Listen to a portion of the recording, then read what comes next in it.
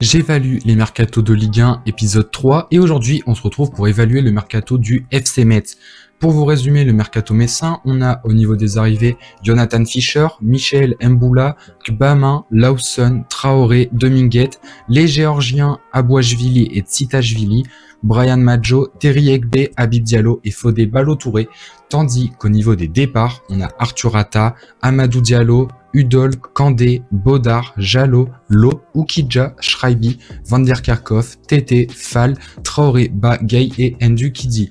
Pour ceux qui se demandent mes barèmes d'évaluation, ils sont dans la description et justement je vais vous en parler parce que au niveau de la gestion des finances dans un premier temps, j'ai attribué la note de 4 sur 5 au FC Metz. Le FC Metz qui s'en est sorti avec un mercato où il gagne justement un très bon chèque, à peu près 20 millions d'euros au total sur la fin du mercato, avec de nombreux joueurs vendus et c'était pas tant que ça des joueurs vitaux à cette équipe du FC Metz, hormis 2-3 dont je vous en parlerai après. Mais voilà, ils ont réussi quand même à affiner, à alléger leur masse salariale.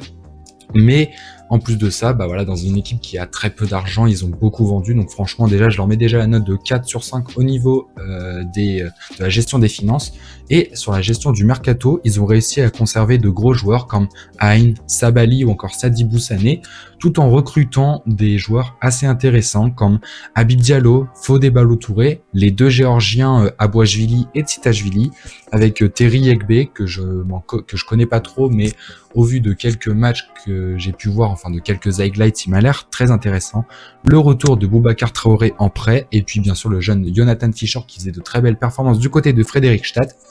Hormis voilà les gros départs que je voulais vous parler, celui de Mathieu Udol, de Idrissa Gueye, de Amadou Diallo ou encore d'Arthur Atta qui sort de belles performances du côté de l'Udinese,